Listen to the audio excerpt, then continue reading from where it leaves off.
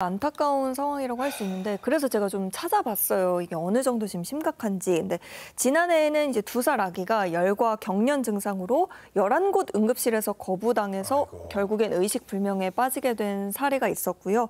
또 최근에는 대전에서 호흡곤란을 호소하던 50대가 충청권 10여 개 되는 병원에서 모두 거부당해서 결국 헬기를 타고 부산으로 이송되는 사례가 있었다고 합니다.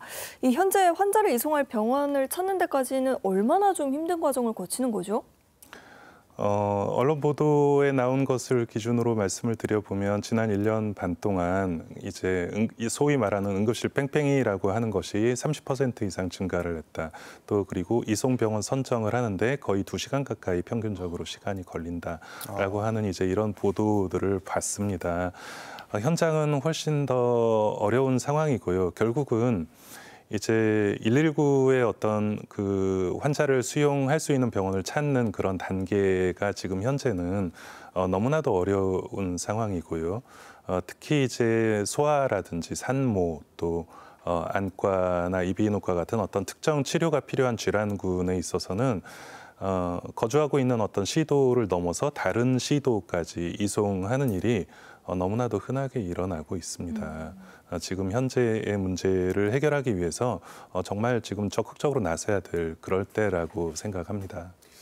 교수님, 근데 제가 좀 약간 궁금한 점은 이겁니다. 사실은 지금 이 의정 갈등을 촉발하게 된 게 이제 첫 그 시발점이 그 의대 증원 문제잖아요. 하지만 의대 증원이 맨 처음에 그 안건이 됐던 것은 좋은 취지였어요. 지금과 말씀해 주셨던 것처럼 응급실 뺑뺑이 같은 이런 문제를 해소하기 위해서 이제 시작이 된 건데, 근데 결과적으로 이게 역효과가 나면서 지금 이러한 갈등을 불러일으켰단 말이죠.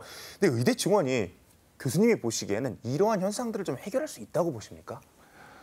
의료계 입장에서는 이제 맨 처음에 말씀하신 대로 이런 응급의료의 어떤 위기에 대한 이야기가 나오고 필수 의료에 대한 위기 이야기가 나왔을 때 사실 의료계가 기대를 했던 것은 필수 의료계에 대한 어떤 지원 이 강화가 되겠구나라는 것을 기대를 하고 있었죠. 네. 그러나 이제 정부에서는 응급실 팽팽히 수학과 오픈런을 근거로 해서 의대 증원 2,000명을 발표를 했단 말이죠. 저희가 원하던 답이 아니었다라는 것입니다. 그리고 저희가 생각하고 있는 어떤 솔루션과 거리가 있었다라고 하는 게 가장 큰 괴리였다고 생각을 하고요.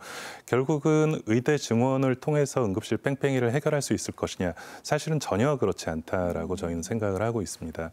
응급실 팽팽이라고 하는 문제는 아까 말씀드린 대로 어떤 최종 치료의 인프라의 문제, 그리고 그런 어떤 이송 체계의 선진화의 문제, 그리고 여러 가지 문제들이 복합적으로 작용을 하는 것이기 때문에 의대 증원만으로 응급실 뺑뺑이를 해결하겠다.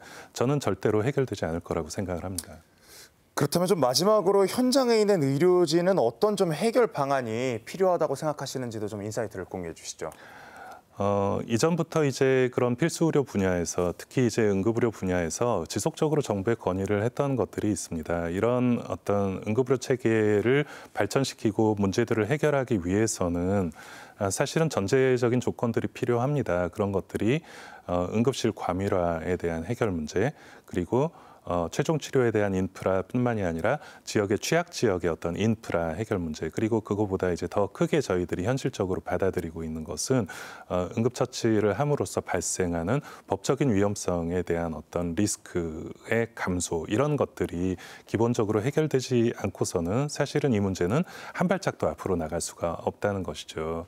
이런 모든 문제들에 있어서 이제 현장과 상의 없이 정부에서 지속적으로 본인들이 하고 싶은 어떤 정책들을 발표를 하다 보니까 현장과의 괴리감이 더 커지고 문제가 더 심각해지는 것이라고 생각을 합니다.